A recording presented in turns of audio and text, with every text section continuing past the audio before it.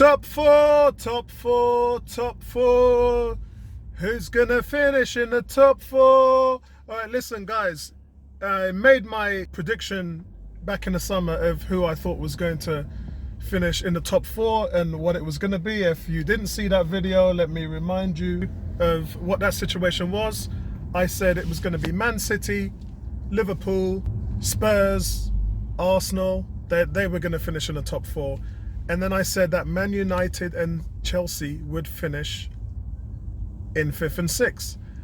So 8 games have gone. Where are we right now? That's the question. So, and my God, you guys are going to give me so much stick for this. Last season, I tipped Liverpool to be champions. And you guys let me down. But you won the Champions League, so that's a massive bonus. But I still believe in you guys. And I think the only reason why I went with Man City is because I just thought that you guys at Liverpool gave so much last season. You couldn't give anything more. You literally played the perfect season. And what happened? Man City still won. I mean, remember the West Ham game where the ball went over the line by 29 centimeters or something stupid like that? At Christmas, you were 10 points ahead and I was butting heads with you guys saying, see, I told you Liverpool's, and then you still didn't win it. Masters of disasters, Liverpool are. But here we are now, 7-point lead. Again, Liverpool. What are you going to do? Well, listen, I'm going to put my eggs all in one basket again because I love my Liverpool fans so much. And I've got a lot of you guys. You know who you are out there. And yeah, I think Liverpool can do it this season. I definitely think that Man City have got a few more bad games in them. The way they turned up at Norwich and obviously what happened last weekend, they're susceptible to being let down. And I think it's harder to maintain being champions than it is having that will and fight to be the champions. It just doesn't feel the same. And it is harder to repeat. And that's for any team in sports. So I just think right now Liverpool are sharper, they're hungry. I just think they got a better attacking front three. I think they got a better defence than Man City. The only thing Man City have got over Liverpool is they've got a stronger squad. That's it. That's it. So if Liverpool start to suffer major injuries with Sané, if Salah gets injured, if Firmino gets injured, if Van Dijk gets injured, you're screwed. Yeah?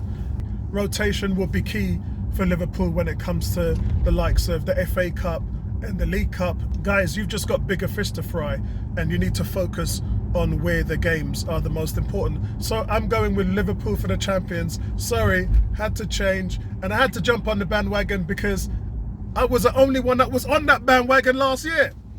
So you would expect with this type of form, I'd be the first person to jump in there. Well, I'm jumping in. After 8 games, I'm going for Liverpool, who are my favourites for the championship again.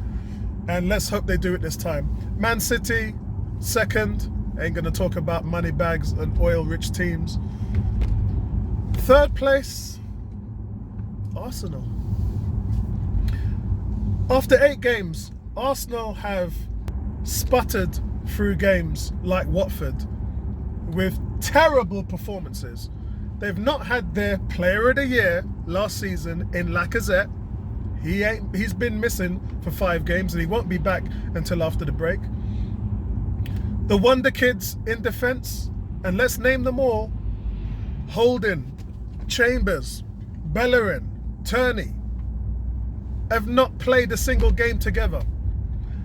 And the incumbent players that they've got there at the moment are leaking goals. They're not getting it done. And it's not all their fault. The midfield is offering them no protection whatsoever, and that starts with Xhaka, who's, you'd like to say he's sitting in front of the top 4, but sitting is the ideal word because he's got no movement whatsoever. Man is like completely planted, no movement at all. And I think 2 things have to happen. Arsenal have to get them kids in there and start building that team for the future, because let's face it, Socrates and Luiz are not the future of Arsenal. They're not the future. So from that perspective, I think you've got to blood your kids in and then let that team kind of find some cohesion to take us into the future, because they're not the future. I would blood them in as soon as possible. I wouldn't be, the only person I would leave in there is David Luiz, because he offers you so much, and I'd probably make him captain because of that. He deserves to be. He's got bags amount of experience, and if you think Guendouzi is too young, I still think Guendouzi should be the captain anyway, because he's the best player on the team. But outside of that, if you're not going to make Guendouzi the captain, then give the armband to David Luiz, and then just rotate Chambers and Holding if you need be. But it's the midfield. The midfield's the key, and that's the important, and that's the problem that Emery hasn't figured out yet. What is his best combination of midfield players? And you've got a plethora of players to choose from. For me, all you got to do to make it work is drop Xhaka. I'm sure you'll find improvement straight away from a range perspective, from a tackles, duels perspective, intercepted, playing your gaps, shutting off passing lanes. From all of that, which the guy ain't doing, I would specifically just make it. And you know what? You can even put David Luiz there. You can play Holding and Chambers as centre-back and just stick David Luiz back there. He'll protect the back four better than Xhaka. He'll pass the ball out to the flanks and through the middle better than Xhaka. I can't see anywhere where Xhaka's better than David Luiz in that position. And he has played there for Brazil, David Luiz. He's done it before. So I'm tipping Arsenal to come third. In fourth place, sorry, my North London noisy neighbours, it's going to be Chelsea. Chelsea, who I tipped to be nowhere, has really gone through the pain before they've gone through the pleasure. And what I mean by that is sometimes a transfer ban is good for teams because it makes you non-dependent on those aging players like Giroud, who you've already seen what he can give you. You know where his ceiling is. He's got nothing more to offer. He ain't going to get you more than 20 goals. He did that at Arsenal for 5 years. 20 goals is his limit. So you play someone like Abraham and look at the guy. He'll get you more than 20 goals, which is more than Giroud has ever had. But the fact of the matter is, this position has allowed you to put some of the kids in, and they are now punching above their weight. Frank has got them guys playing in a matter of a style that he's getting the best out of them. So for me, I think that Chelsea are just going to get better. They're going to improve under these kids with Frank Lampard. And you know what, I wish Lampard all the best, man. I'm all about giving them British managers, and not just British managers, but Premier League player managers, a chance to do well. You know, and for that reason, I think the likes of Arteta, I hope Arteta gets a job next year. Might be with Arsenal, the way things are going. But I hope that he gets an opportunity, just like Lampard does. Thierry Henry, I wish that the same thing happened to him. Although, is Thierry Henry going to go the likes of John Barnes and Jimmy Floyd Hasselbank? Is anybody going to touch him as far as managerial chances goes? Well, I don't know. But that's going to be my top four, guys. And you know what? Don't bother where 5th and 6th finish, because Spurs, you broke. Your away form's terrible. Your internal affairs are eating you alive. Your fans have given up on you. Yeah? Big shout out to Expressions, by the way. And you know what? Man United are dead in the water. And I said in the summer, you got to get rid of the players that don't want to play there. And they still have 3 or 4 players who don't want to be a part of the program, and you can't be successful holding on to baggage. And in fairness, so the players that Solskjaer's brought in have actually done really well. You know, the players that Solskjaer's brought in has actually done really well. James, I know James is injured at the moment, but even Harry Maguire, you know, the players that Solskjaer's brought in cannot be faulted. The problem lies in the old regime, the problems that have been there since Alex Ferguson left the club. And you got to root that all out. You got to gut it all out. Get rid of all the bad wood and just rebuild.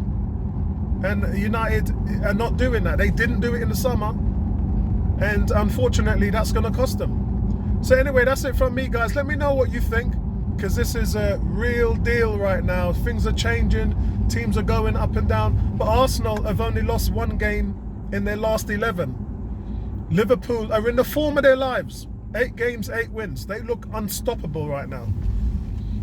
Man City, they're going to put a run together, but with a 7-point gap. All that needs to happen with Man City and Liverpool is when they play each other, Liverpool needs to draw or beat them. That's it.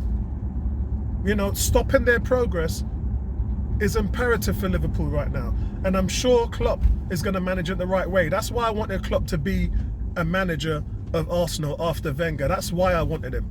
And I hope you guys can see the reasons now why I wanted Klopp to come in. When it comes to him managing his players, he's the ultimate player manager.